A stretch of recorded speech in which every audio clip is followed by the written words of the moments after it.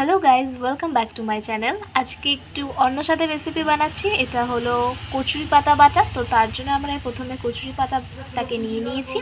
এটাকে ভালো করে ধুয়ে আমরা এরকমভাবে কেটে নিয়েছি। আর এর মধ্যে দেওয়ার জন্য আমরা এখানে নিয়ে নিয়েছি পেঁয়াজ কুচি, চিংড়ি মাছ আর ফোড়ন হিসেবে কালো জিরে।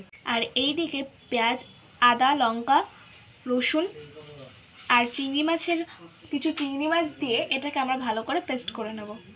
এরপর কচুরি পাতাগুলোকে আমরা মিক্সির মধ্যে দিয়ে এটাকেও আমরা একই সাথে পেস্ট করে নিই। আমরা কচুরি পাতাগুলো এখানে পেস্ট করে নিয়েছি। আর এইদিকে কড়াইতে দিয়ে দিচ্ছি সর্ষের তেল। তেলটা গরম হোক। তেলটা গরম হয়ে গেলে এর মধ্যে আমরা দিয়ে দেবো ফোড়ন হিসেবে কালো জিরে। এর মধ্যে আমরা দিয়ে দিয়েছি দুটো চেরা লঙ্কা আর সেই চিংড়ি মাছ আর পেঁয়াজ কুচিগুলো। এবার এইগুলোকে আমরা ভালো করে ভেজে নেব।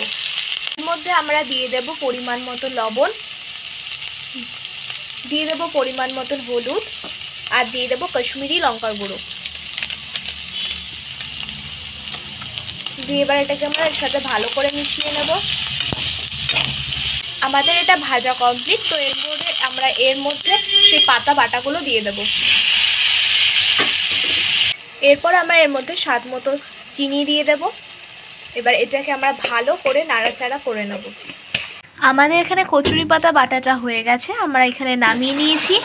আপনারা লেবুতে এটা ভাতের সাথে খাবেন, দুর্দান্ত হয় খেতে।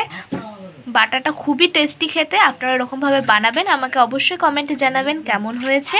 আর ভালো লাগলে অবশ্যই লাইক, কমেন্ট, শেয়ার করবেন। টাটা।